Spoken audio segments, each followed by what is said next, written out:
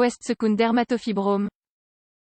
Un dermatofibrome peut être confondu avec un grain de beauté ou une cicatrice. Il s'agit de nodules bénins sur la peau qui ne causent généralement aucune gêne, au-delà de leur aspect peu esthétique. Comment les reconnaître? Le dermatofibrome, aussi appelé histiocytofibrome, est une tumeur bénigne qui apparaît fréquemment. Vous avez d'ailleurs peut-être déjà remarqué une petite protubérance marron sur vos bras ou vos jambes, qui ressemble à une cicatrice, un névus ou un poil incarné. Ces lésions se créent à cause de l'accumulation de collagène sur la peau et sont connues sous le nom de dermatofibrome.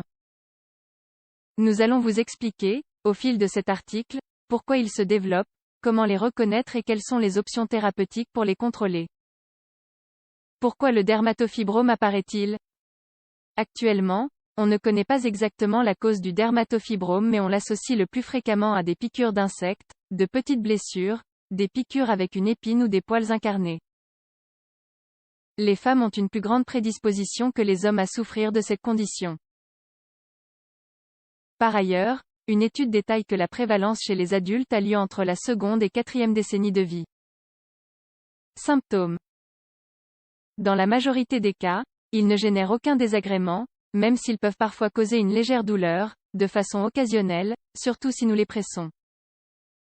Il est important de consulter un médecin spécialiste quand on remarque une nouvelle excroissance sur la peau. Généralement, les dermatofibromes sont de couleur marron rougeâtre, ils peuvent changer de couleur avec le temps et, chez les personnes qui ont une peau foncée, ils sont plus foncés, se localisent sur les jambes mais peuvent aussi apparaître sur le tronc où les bras sont petits, moins d'1 centimètre, sont très durs au toucher, se développent lentement, provoquent parfois du prurite ou une sensibilité au toucher, ont du relief et peuvent saigner. Chez des patients immunodéficients, qui ont reçu une transplantation, avec VIH, etc., un grand nombre de dermatofibromes peut surgir de façon soudaine. On les confond souvent avec des kystes, des cicatrices et des grains de beauté. Diagnostic du dermatofibrome. Le diagnostic des dermatofibromes se réalise lors d'une consultation médicale, à travers une série de questions. Le spécialiste s'intéressera aux précédentes lésions possibles dans la zone du dermatofibrome. Il posera aussi des questions sur les symptômes et fera un examen à travers le toucher.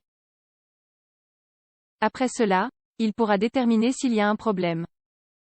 En comprimant les bords de la lésion, une fossette caractéristique se crée. Si le diagnostic n'est pas sûr, on peut avoir recours à la dermatoscopie ou recommander une ablation du dermatofibrome, pour qu'il soit examiné sous un microscope. Diagnostic différentiel.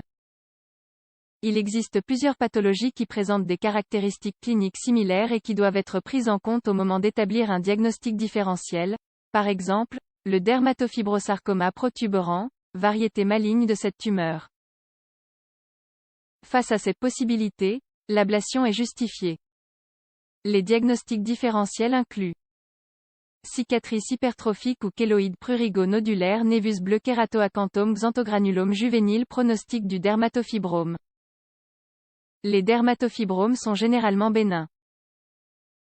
Dans de très rares cas, ils se développent en métastase. Une lésion qui se réitère doit donc être surveillée pour éliminer toute possibilité de malignité. Ces tumeurs ne se résolvent que très rarement de manière spontanée. Par ailleurs, elles laissent des zones d'hypopigmentation post-inflammatoire. Quelles sont les options thérapeutiques pour le dermatofibrome? Cette lésion cutanée ne se résout pas de façon spontanée. Elle n'a cependant pas besoin de traitement spécifique car on ne la considère pas comme un risque pour la santé. On ne traite que les dermatofibromes qui créent une gêne esthétique ou une symptomatologie, douleur ou prurite. Découvrez les principaux traitements. Ablation chirurgicale. Avec l'emploi de la chirurgie conventionnelle, il est inévitable de voir apparaître une petite marque, cicatrice, car le dermatofibrome est profond. Cette pratique peut se faire sous anesthésie locale. Dans environ 10% des cas, la lésion peut se reformer. Cryochirurgie. La congélation avec du nitrogène liquide est le traitement le plus utilisé. Selon une étude publiée dans McGill Journal of Medicine, elle diminue ou détruit l'induration de la tumeur et provoque un éclaircissement de sa couleur, même si cela ne se produit pas dans tous les cas. Laser CO2. À travers la vaporisation de CO2 par laser, on peut obtenir des résultats satisfaisants. Cependant, la cicatrice reste parfois hyperpigmentée à cause de la localisation profonde de la lésion. Le laser CO2 est très utilisé dans le champ de la médecine esthétique pour le traitement des verrues et certains signes de photovieillissement. À travers l'émission d'une longueur d'onde spécifique, il entraîne la destruction de certaines couches de la peau. Il s'agit d'un procédé bien toléré qui peut provoquer, comme effet adverse, un rougissement fugace de la zone traitée. À quelle fréquence faut-il réaliser des contrôles? Il n'est pas nécessaire de réaliser un contrôle périodique avec le dermatologue car il s'agit d'une tumeur bénigne. Si la lésion montre des irrégularités, en revanche, il est nécessaire de consulter. Bord mal défini, croissance rapide, réapparition après l'ablation chirurgicale, augmentation de la profondeur. Si le dermatologue soupçonne une autre maladie, il sera nécessaire de faire des examens complémentaires. Dans le reste des cas, aucun traitement n'est requis, au-delà des préférences esthétiques.